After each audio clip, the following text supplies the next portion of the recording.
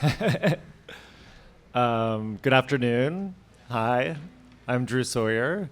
I'm excited to be here with Tyler Mitchell today to talk about his new book with Aperture, Wish This Was Real. And just to note that after the talk, Tyler will be going to the Aperture booth, which is I-2 on the first floor, to sign some copies. So head on down there if you're interested in getting one and getting Tyler to sign it. Yeah, 1 second as we deal with. Yeah, it's probably better. If you right click it.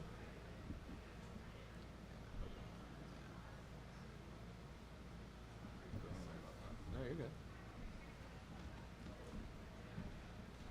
Shout out to Brendan Emser, who's in the back, who's the editor of the book. Maybe maybe he can ask some questions or participate later on. We'll do a little Q&A. So, hi. Hi. Good afternoon, everyone. Thanks for being here. How are you? I'm good. Yeah. Yeah. The book officially came out this week. I think so. Yeah. Yeah. Yes. Yeah. Feels like it's been out in my head for a while. Yeah, I had some advanced copies, so I was like, it feels like it's been out, but I think it's officially out now. This is the first time really talking about the book, and I'm happy.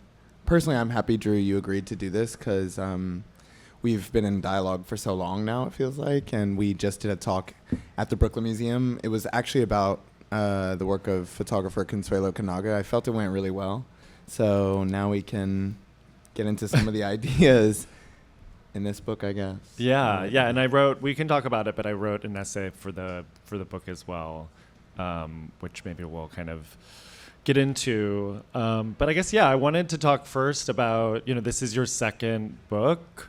Your first one was published in 2020.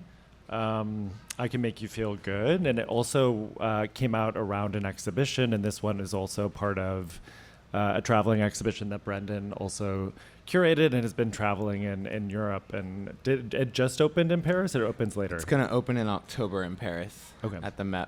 Yeah. Yeah, so I'm curious about like how you approach this book differently from the first one, or like what you wanted to achieve with that first book, which basically, overlooked the first kind of 5 years of your practice, and now this one going 10 years back. Yeah. So I'm just curious how you kind of approach that one and like what you learned from that and what you wanted to do with this book. Yeah. I mean, for me, I think the beauty of being a photographer is my images having multiple applications and existing in multiple layers and levels of culture. A lot of the images in this book, people may have experienced outside of the context of the book. They may have seen it in an exhibition I've done. They may have seen it in a magazine editorial that I've published my work in. They may have seen it online, right? So the layers of context that these images sort of take on and then all get unified in this book is what excited me the most about making this particular publication. And then I think for me, my very first exhibition experience was 7 years ago at Foam Museum in Amsterdam. And it was an invitation to take over a space they had in the museum. And I have to be honest, I was quite fearful because I really, I did not go to art school or to Yale and get a photo degree. I don't even actually have a photo degree. I've studied film and television and have a deep love and passion for making photographs. But so essentially there were all these sort of internal blockades to the idea of like doing a solo exhibition in a museum, especially in Amsterdam.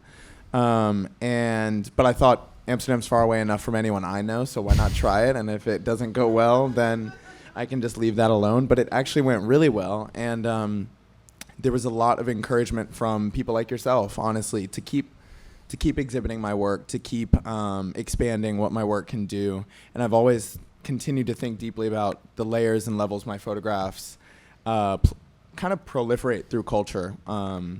And I guess that book 5 years ago, I Can Make You Feel Good, was a very particular exercise in something very immediate. It was 5 years of my work. It was tied to an exhibition at the ICP. it was tightly edited. It was kind of edited around this sort of vision of optimism as it relates to Black life. It was quite youthful, exuberant, colorful. And this book has a lot of those, continues a lot of those ideas, but I think sort of formalizes it and crystallizes it with a lot more writing by writers like yourself. There's a beautiful essay by Drew in the book, and it's entirely kind of recontextualized in different sequence, and at the heart of it is a lot of new work. So I see my pictures as like this expanding continuum, not unlike someone like Wolfgang Tillmans, who's always recontextualizing how we encounter his work, but in my own way, of course. And I think this book does the 5 years later version of what that book did, but with a lot of different design, curatorial, sequencing, and text contribution decisions. So. I'm curious how you feel like your work has changed in those last 5 years, or if the experience of doing that versus the experience of doing this one. I mean, you talked about the kind of like idea of optimism, joy, which has been used around your work, which is maybe less centered now even. Yeah, I think that idea got flattened in a way, both in discourse and in the reading of my work. Maybe that was what changed in certain terms of my feelings about my work now versus 5 years ago. I think this idea of taking I do like how in your piece in the book you write about like eschewing these ideas of cryptic exclusivity or of almost an antagonistic stance with my work. I think my work very much takes this stance of wanting to have a communal space for joy, for reprieve, for rest, for transcendence, specifically as it relates to Black life and, in my own autobiography, thinking about the American South.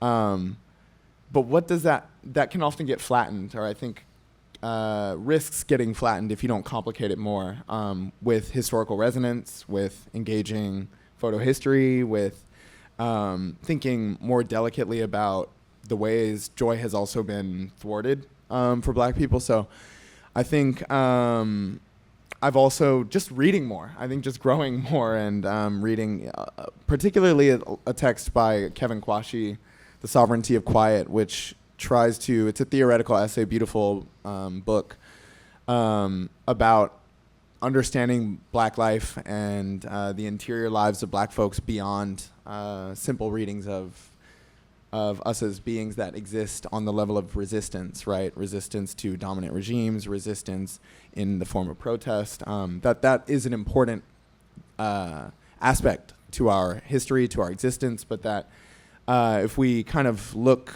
at this idea of quiet with seriousness, we can also find other layers and dimensions to unpack in art and in life.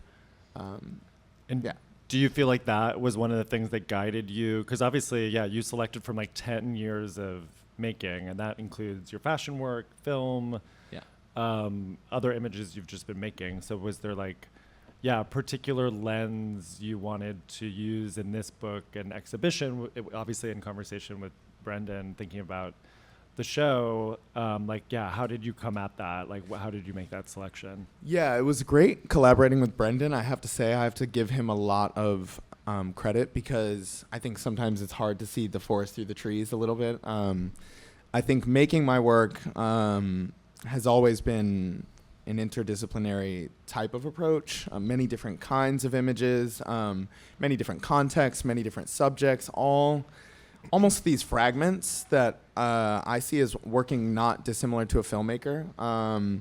Staging scenes, these sort of meticulously sort of staged aesthetic that is also could feel real, or that picks apart ideas that we think we know or have seen before in photography. I think Brendan was really brilliant in parsing out those ideas in this publication and in my work. And it really distilled itself down to 3 themes that we kind of let be the guiding, kind of framework for all these projects. The first being some of these early images, which I'm cycling through, which we've kind of started to call them as falling under the theme of my work, Lives, Liberties, these sort of early experiments in portraiture that were maybe made under an editorial or commissioned context, often playing with fashion, playing with gesture, playing with the body, but thinking about a sort of socio-political undercurrent, thinking about the ways, men relate to one another, the way gesture and form can sort of hint at a political position. And then the post-colonial pastoral segment that Brendan also kind of coined, thinking about, my exploration of the landscape. I think these works that I'm sort of cycling through now really think about Georgia. They think about Black relationships to the idea of the pastoral in art. And they sort of try to expand and play with those notions.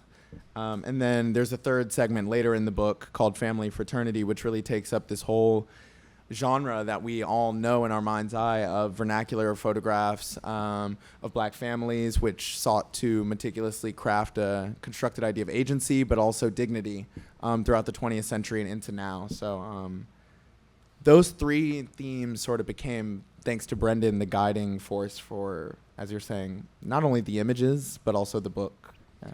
And are those themes that you feel like you've been thinking about, or like I'm curious how you, when you're making work, or like, are those things that you're like, oh, this image is like I'm thinking about this, or it's kind of.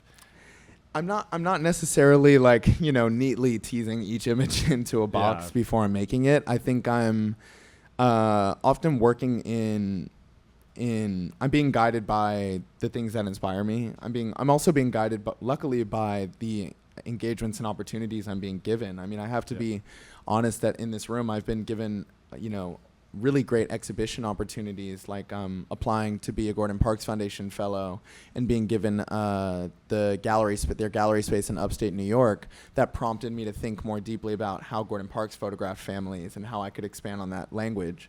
So I guess I would say I'm often working. I like the balance of negotiating the outdoors and the pastoral, and negotiating the interior and the home, and those spaces pretty much being key spaces in my upbringing in Georgia.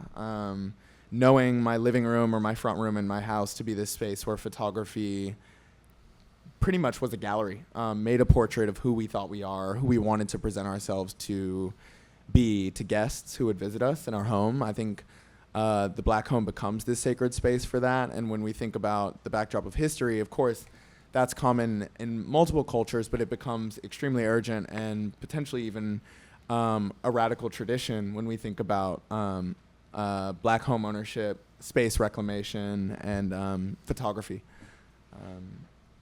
So I wouldn't say I'm thinking with those themes.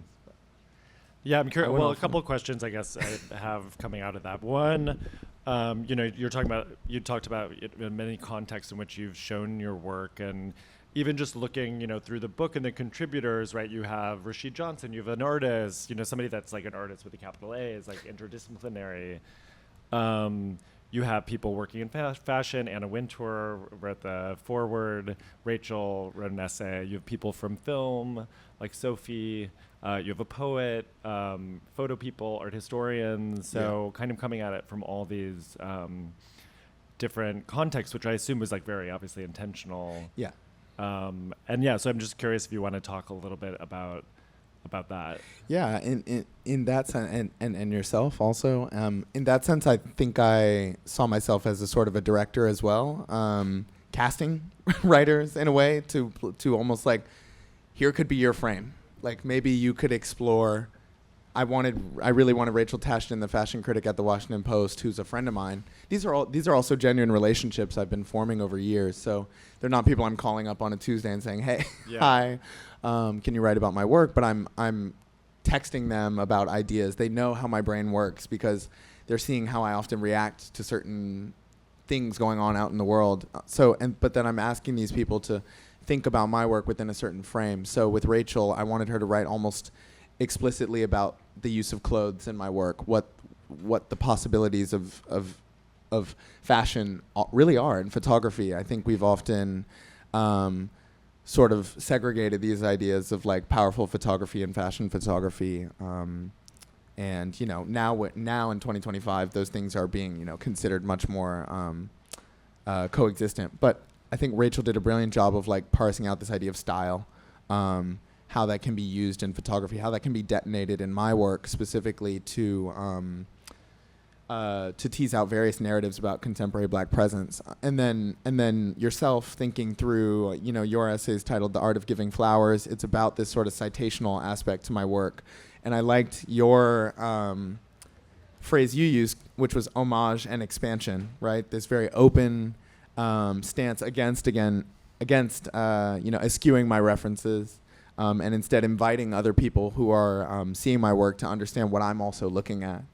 Rashid is an artist who I look up to for his very confident breadth of material use in his work, the way he's evoking aspects of his own individual experience as a Black man living in Chicago, coming to New York by way of material, by ceramic, by tile, by mosaic, by even books. I think his citations within his own practice become like a citation for me in a way.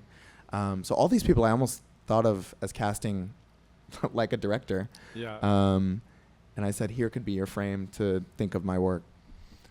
I mean, I'm curious too, because I think obviously for so long, right, as you pointed out, there were these distinctions between fashion photography and art photography and documentary journalism. Yeah.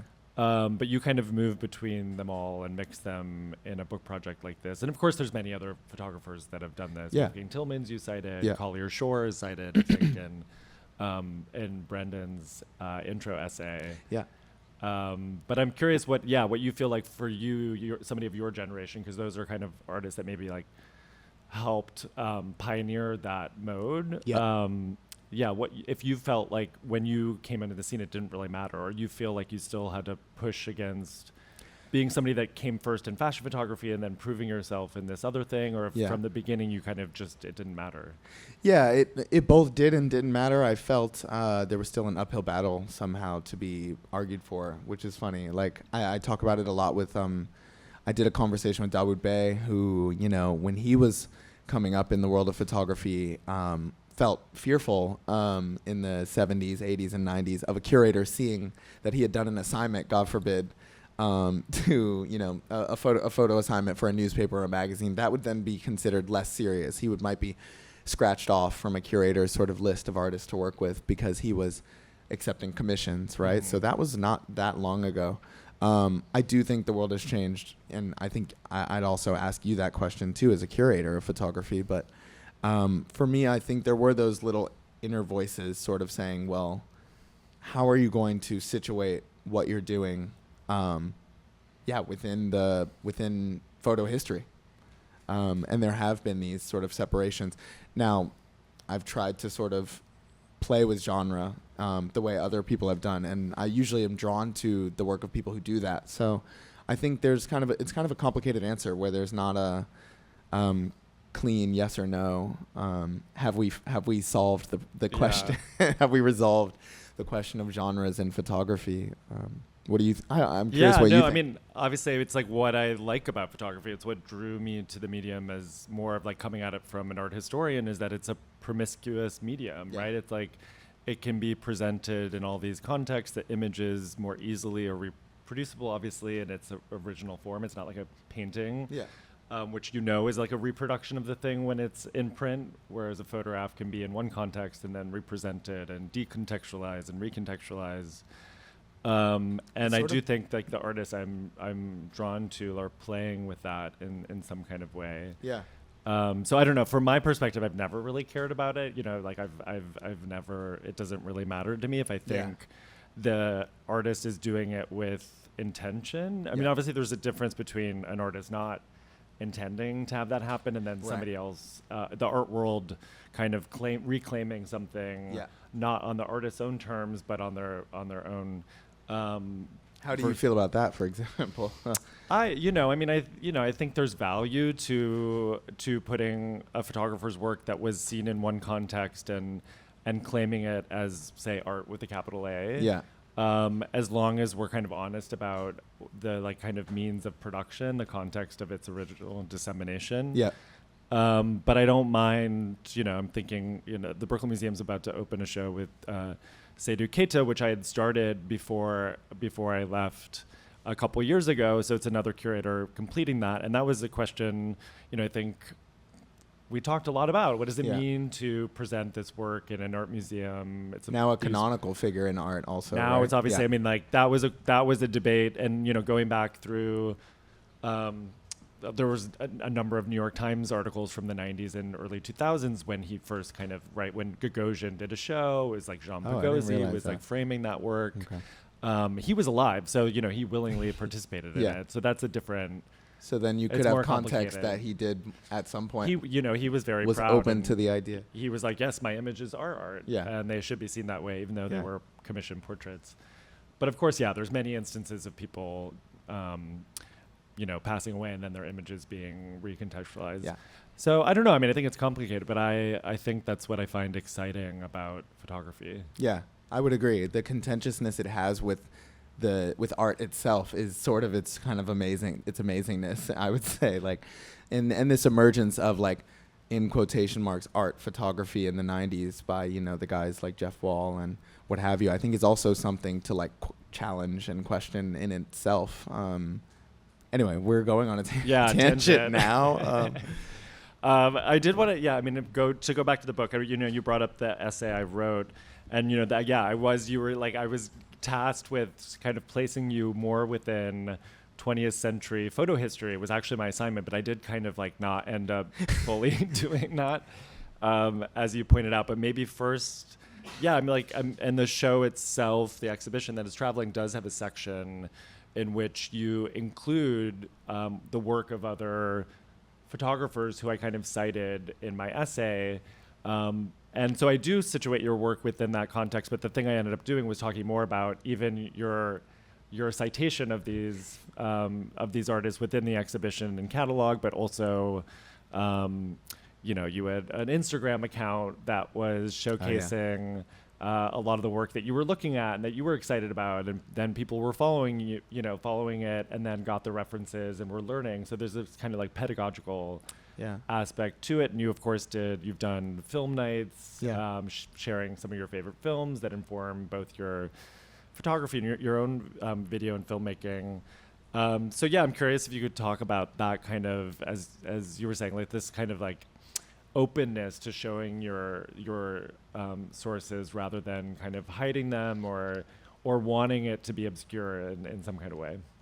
For me, it was always a relationship I had to photography itself, just by nature of growing up with the internet from day zero, but really from middle school onwards. Like, the way we understand images now by Instagram or online, I think that version for me early on was with Tumblr, and I think it was about experiencing images in this sort of decontextualized swath. And I think I found myself enjoying and loving and just getting high really on discovery. So I think part of loving making is also part of loving sharing some of that discovery, and allowing my work to be a sieve for all of the things I'm discovering, but also share that with other people. It didn't never occur to me that shouldn't be done. I don't, and it felt, I mean, it's part of why I love this book fair, for example, and I'm really happy to be talking in this context. As a student at NYU, this was the place I would come and pretty much find out everything. So with that being said, I think there was never any distinction that needed to happen in my mind that was also some part of my practice, and that highlighting the other practitioners that meant something to me might illuminate ideas going on in my own work, and also detonate like what's really going on when I'm playing with genres of images, and kind of making different kinds of images in my own body of work. So these are installation views from the traveling show of the same name of the book. These are from Berlin, CO Berlin Museum in summer of last year. And you can see a constellation of artists and approaches that could be 1/10 of what I would really, could fill up a museum space with, of just things that have illuminated my own photography in one way or another. You have Mark Cohen, great photographer, almost more straight documentary. Hugh Hayden, sort of sculptor, surreally evoking aspects of the American South and Black experience in the American South, and also his own sort of individual experience in the American South, with the ebony Lincoln log house here. If you can see my cursor. Oh, great. Gordon Parks with his 1963 series, How It Feels to Be Black, which was almost a lyrical staged series of photographs he made for Life magazine that I go back to a lot. I mean, even looking at this cover image. Yeah. Yeah, there's lots of layers of loving that series in my work. Primarily because they seem to tap into this idea of autobiography about boyhood, and the sort of transformative, transcendent, but also fragile and fraught aspects of that within nature in America. Garrett Bradley, still from her film America, which also deals with childhood and the fragility around Black childhood. Rashid Johnson as the sort of centerpiece. These amazing poured black wax. Anyway, I could go one by one. Yeah, I was going to say, obviously, you could have included a lot more too. So Right. This selection clearly was so much about the selection, the themes that were prevalent in the exhibition itself. Right, exactly. But I am curious, about like that specific selection and like narrowing that down to like a key few. Yeah, thanks to Brendan, and also, what was possible. But I think each one was included for a specific purpose, as you say, to point back to material explorations in my work, whether that be with textile, and trying to marry image and form and narrative into a more sculptural presentation of the work. Mirror, again, with Rashid's work, thinking of these ideas of looking and of perspective and of glass really being a part of photography from day zero also. And the G-Spen Quilters, again, hearkening to textiles, they are a particularly important collective to me personally because they're one of the first art shows I experienced at the High Museum of Art in Atlanta, where I'm from, where I felt I was seeing something beyond the canon of art I understood. That was a solo exhibition or a group exhibition by a collective of quilters that I implicitly understood to be objects made by Black people. That was the first time I experienced that in a museum space. So these gestures and these forms, I think, were specifically highlighted, selected to like illuminate the ideas going on in the work. Yeah. Yeah. I mean, one artist I cite in my essay and that you include a work by is Carrie Mae Weems in terms of this like idea of pedagogy and inclusiveness and bringing others along with you. So I'm curious, who are artists that like you were kind of models for you in terms of like this idea, or was it really like you weren't even thinking about that? It was like, Tumblr, just generational. You're like, I don't even.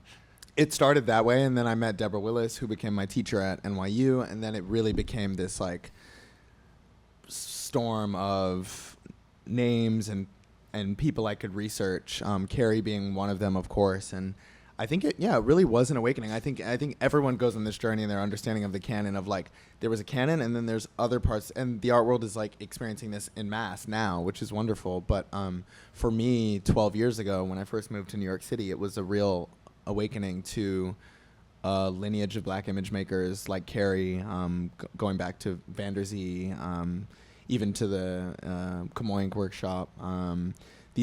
These authors who were shaping, challenging, creating ideas of Black representation through photography, and I would say that Baldwin Lee, even Chinese American photographer, but was working a lot in the South, became a key figure. Mark Steinmetz with his very sensitive, sort of tender portraits of the South that feel delicately staged, but also sort of caught. All these sort of like very poetic, visionaries, who really saw the potential in Black life and in life in the South, I think kind of became these beacons for me. I'm curious, we were just chatting before coming in today. I was thinking about the fact that, this is your second book. Both kind of are tied to exhibitions, so in a way they're more like catalogs. I mean, this one especially, I think, just like with all the essays. But obviously we're at an art book fair. A lot of artist books are being sold here. So just if that like format, the kind of classic photo book of in the American kind of tradition, is something you dream of doing if it's not something you're interested in. Yeah, no, it is. It's we were just talking. My itch is to make something that I've been lucky to have these exhibition opportunities that also then open up themselves to book opportunities, usually in the form of more traditional catalogs or monographs. But the artist book is like kind of the thing I fell in love with first and am itching to make next. So I think looking to the future, I am very inspired by, books like, even Tillman's just Portraits book, which is very straightforward and kind of foundational, or Vivian Sassen's Parasomnia, which I think of as an artist book, or Umbra also as an artist book. Now you make me want to make a list of like my favorite artist books. Yeah, you'll have to do your own library for a show. And I'm curious to see, for example, Liz Johnson Archer's new artist book. I think these portrait photographers who are, making these very, moving, convincing objects.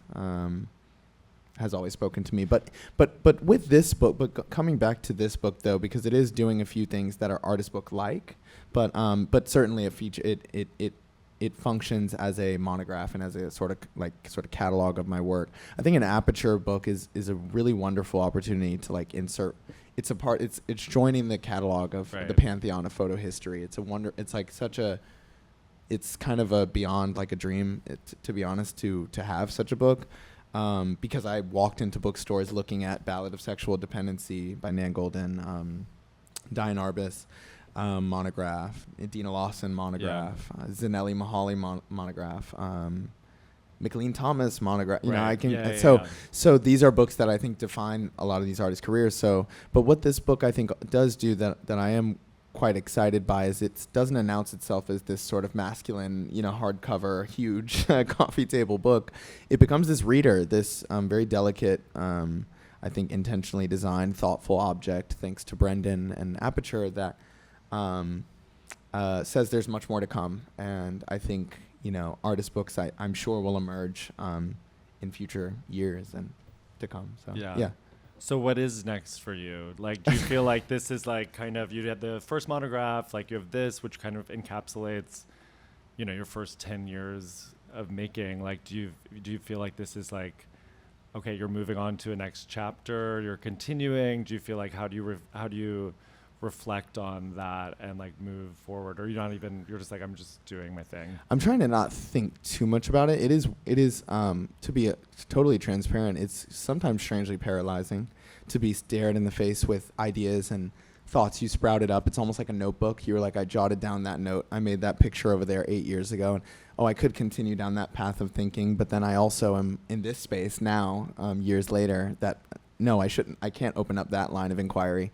So in a way, the paralysis is like an interesting space to be in right now, where like people are like, so what are you up to? And I'm like, sleeping, honestly, and resting, and probably going to make something soon. But I think probably once we're opening this really exciting show in Paris, and I think it's connected to this book. And I think once that is sort of completed, I think then it will become clear to me what it is I'm making. Yeah, that makes sense. Yeah, you've been busy with the book and the exhibition. Yeah.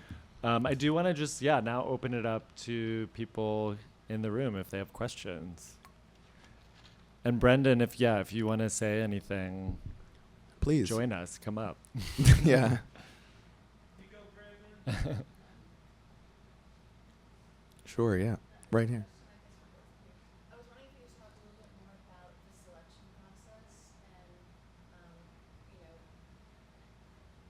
everyone sort of been in that point where you like thousands of photographs and you're sort of trying to figure out what goes together, how it goes together, what themes are emerging.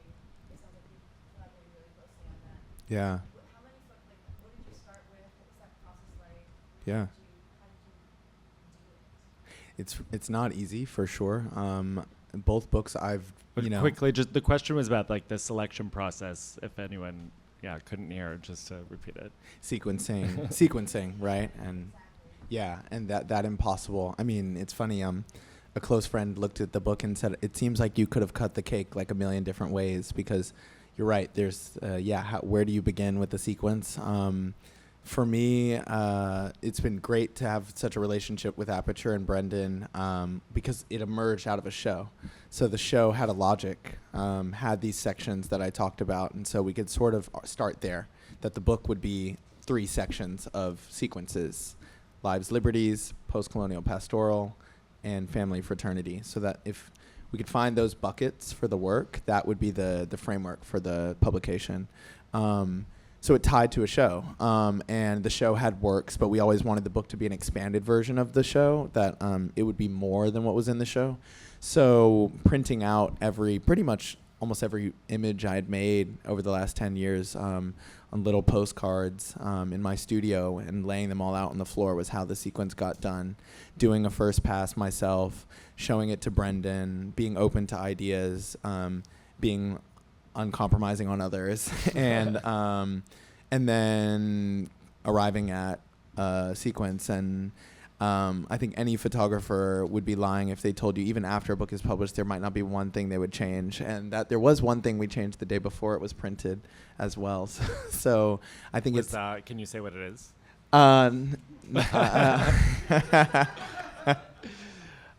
I will leave it to the imagination. Okay. But no, there was just one photograph that got swapped in literally the day before. And that was printing. like you've like second guessing or just being like, actually this photo needs to be in. Yeah, just being sure that that one work got left out, and that there was space to swap out another one, and also looking for it's like where the Coco Chanel rule, like remove one, get dressed and remove one ring or whatever it is, remove one piece of jewelry. Yeah, pretty much actually. Yeah, because well, I'm also making actively, so it's not like we can just sit here and say this is a completed, this is an open and closed book. Like, the artist is no longer with us or what have you. So I'm making, and there was a new show I had done months before going to print. We printed, earlier this year, and then I also did an exhibition earlier this year here in New York City. So there was fresh work. Yeah. There were still things being made. So it more had to do with that. I know. I was curious. I feel like there's one. It's maybe a text figure of one of the more recent works, which includes glass and mirror. Where is it? I don't know. Maybe you. I actually.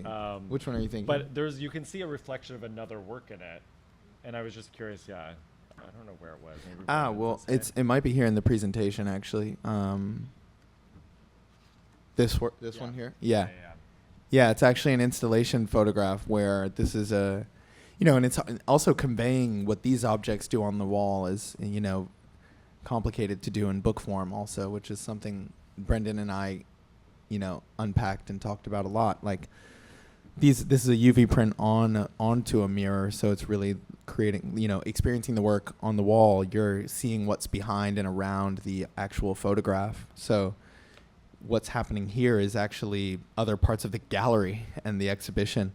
These are other photographs situated, looking at you through this photograph. That's one of those things that it won't be translated into book form. Yeah, it's hard. Yeah. Brandon, do you want to come up and add anything to that? I have a question for you, Drew, which is one thing I want to add is that the book is also one that's published in French with Atelier ESB. And I think it's not often that a young artist has a book that comes out in 2 languages. And just as an art historian, do you want to say something about what that could mean or what we might hope it could mean in photo? Because especially with our foreign audience, to be able to access the ideas in their own language, maybe there's optimistically, maybe there's more space for interpretation or nuance. What do you think? Yeah, I mean, I think obviously like histories are very nationalistic in the end, or based on the way in which languages circulate or accessible. So that's really exciting. That, especially again because you said it's almost like a reader, right? It would be different if this were an artist book of images that without any text, that would be people could at least understand partially what those were, regardless of their ability to read English. But this, I think, Yeah, I mean, obviously, as an art historian who practices in the United States and writes mostly in English, you see the discrepancy between the way in which certain artists work and certain art historical texts circulate in specific countries, and those ideas don't spread. So that's amazing. Again, because it is, as you said, it really does function as a reader with all these people responding to very different aspects of your work, which means that hopefully that framing will be spread more widely, which is your framing, right? And that's the interesting thing, right? It's like not, in a way, you were saying, right? You were saying that you function more as a director in this case, so you knew the people that were writing about your work.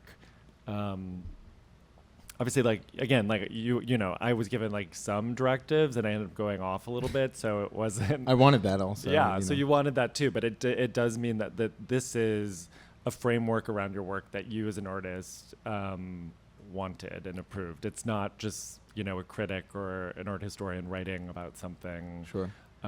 that, you know, is their own interpretation. It kind of reinforces how you want your work to be seen. Sure. Yeah. You mentioned the early influence of Tumblr on your sensibility. I'm curious, which obviously felt very fringe at the time, and I'm curious how you feel now that floodgates have opened in many ways, and that active discovery and going down a rabbit hole is so automated, more sophisticated algorithms, and in many ways that visual media is so much more accessible and like democratized in many ways, but do you think that affects value of the works, or like how that process is done for us rather than going down the rabbit hole?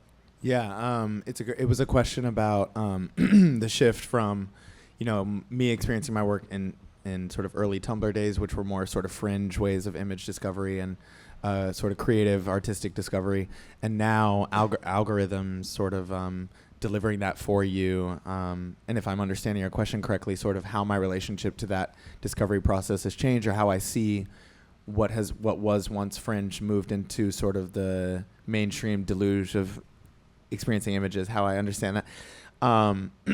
Yeah. For me, I think what it does is it places, for me, heightened urgency on the curatorial, on the role of curating, on the role of crafting one's own taste. I think it's become a beautiful thing that tastes have sort of splintered off into multiple different lines of thinking, that we've come into a cultural consensus, you know, as a society, that there's multiple canons, that there's multiple opinions on any one thing, that there's not one dominating regime. You know, there was once a time where, you know, pretty much what might have been printed in like, you know, the Times, or what might have been put on the wall at the MoMA was what we understood art to be, right? And the beauty of all these, there's obviously drawbacks, right, to the deluge of images that we sort of are also sort of subjected to, but it places heightened urgency on that curatorial impulse that we kind of need to cultivate. What do you think? No, I agree 100%. Yeah.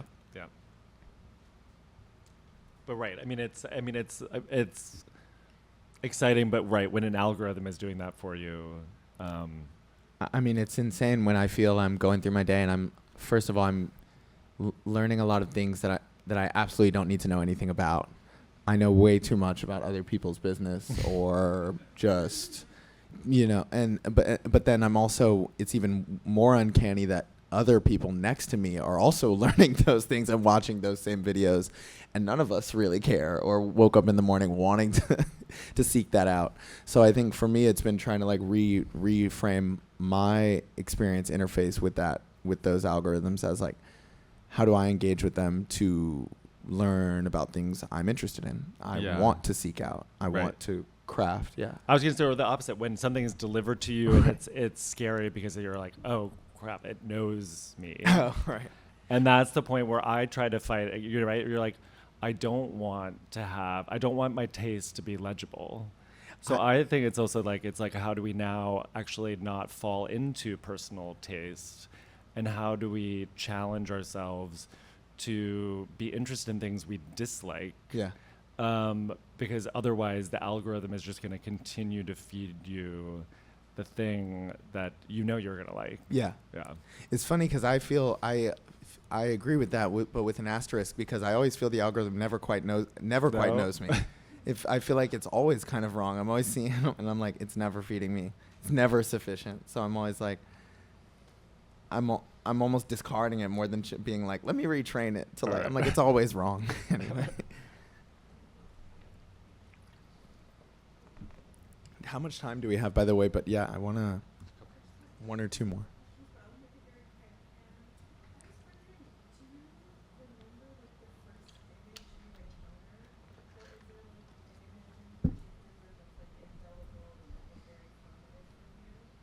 Oh, wow. Okay, the question was, is there a first image I encountered that I felt was indelible or that I encountered that was very meaningful? Oof. That's like an impossible question. So, yes, I'm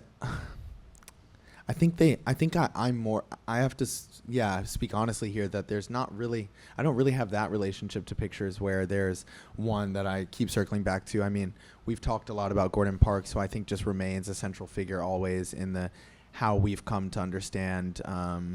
He was so clever. I think there's been a lot made about him as a social documentarian, as bearing witness to all these important American Black historical moments, but also his eye for form is just so part and parcel of what makes him so important. So I do go back to him a lot, but also I try to go beyond that. And I think the way I experience images, or the way I look at or think of an indelible image, they kind of cycle in like years, kind of like songs also. Like I will play a song on repeat for 3 weeks, and then I've moved on from it, and then it's like expunged it, and then I'm like, okay. So for me, like with images, there's probably some that are central at any one period of time. And then I'm sort of in a new space emotionally, and I've, moved on. I feel like that makes, I realize that makes me sound fickle in a way. Maybe this is why the algorithm doesn't work. It doesn't work for me. You're like, I've already moved on. Yeah. It's too bad. Yeah. Oh, we had one there. Yeah, sorry. I was wondering if you could speak to when you're commissioned, you're working with like an art director or photo director, kind of direction that's given by them, like how much you like that or don't like that, Yeah. collaboration you think it is or not. And do you have a dream commission also? Oh, yeah, okay. So 2 questions. It was collaboration in general, but also with art directors, and how I view that. And then if I have a dream commission.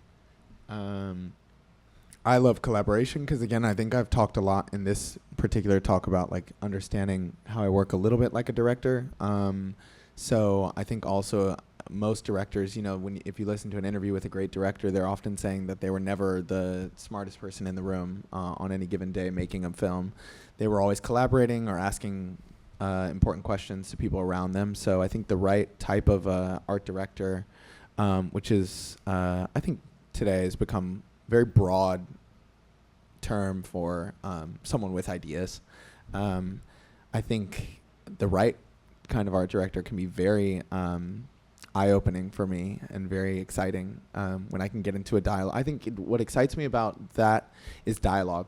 So if I can get into a dialogue with the right kind of person, and a curator in a way is that sort of plays that role for artists in the art world. Like they're there to expand, especially with artists who are alive. Like what's possible, or have you thought about this way of seeing your work?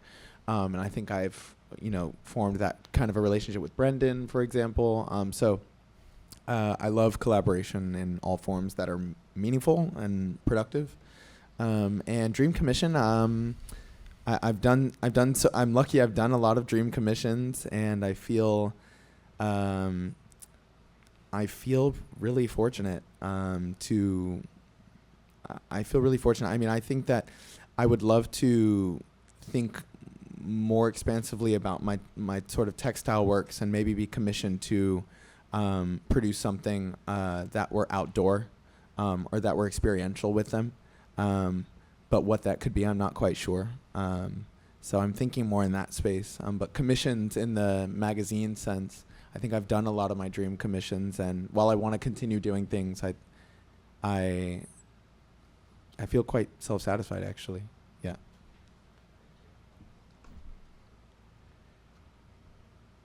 Maybe there's.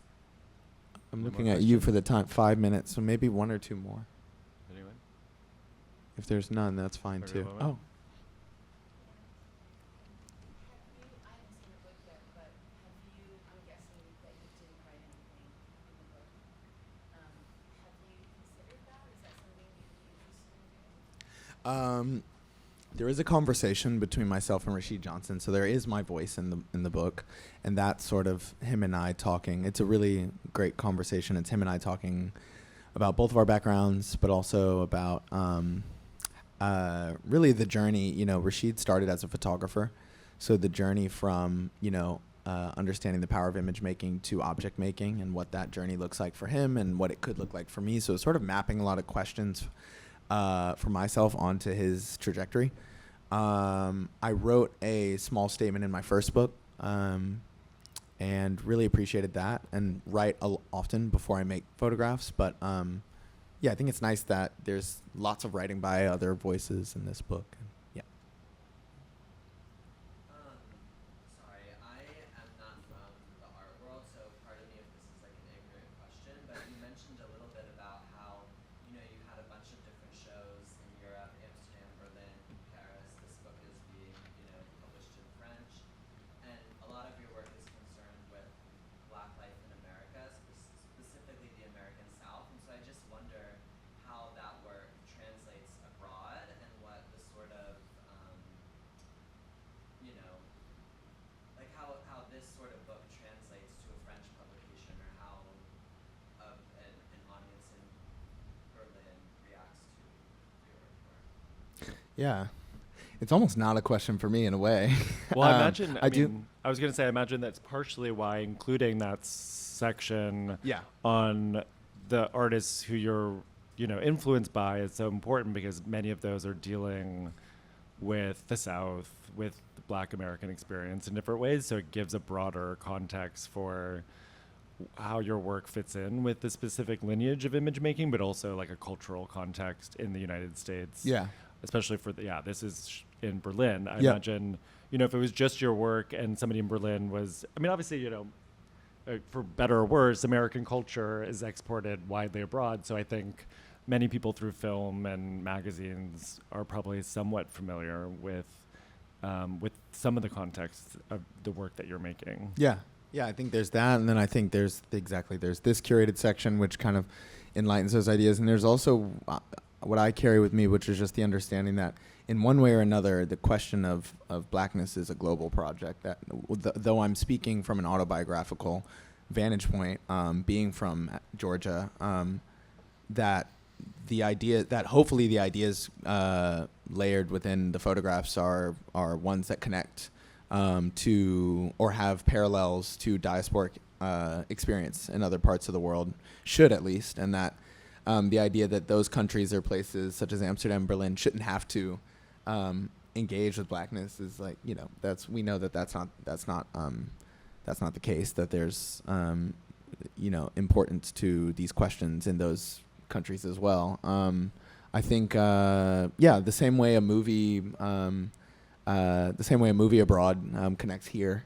I feel I feel like Parasite's one of my favorite movies of all time, and I think it's just such a wonderful, and it was like it was wonderfully celebrated here. It was the first Eastern breakthrough at the Oscars, right? I think one of the mainly in Best Picture category. Yeah. I was gonna also, just for your work, obviously, it's the way you're making images, especially I would say maybe more in the last 5 years. They're so open-ended, right? So I mean, being confronted with an image, you're not going to it with, there's not a message that the viewer is supposed to. It's not a didactic. It's not a didactic aspect. No. So I think in many ways, right, that leaves it up. That allows the viewer to come to it and bring their own knowledge, and whether they know these histories or not. I think that's part of the charge that detonates the work too. Is like there's the image, then there's the baggage one brings to these kinds of images, which detonates the work itself. So, and Sarah Lewis writes about that in this book. So, this idea that for her, she wrote specifically about Emmett Till and the 5 miles that his body went down the Mississippi River. It was her reading onto one particular image in the book that she saw this fragility between a boy's foreboding expression and these bouquet of balloons that were emerging out of this river in a photograph I made. And for her, as an art historian focused on largely American history and politics and visual culture, she saw that in the work. And for her, she sort of understands the detonating aspect of my work as being a not didactic interplay with these histories. Yeah. Sorry, did you have a question? Okay. Great. Yeah, we're Great. time. He said time. Oh, yeah. Thank you, everyone. Yeah, thank you.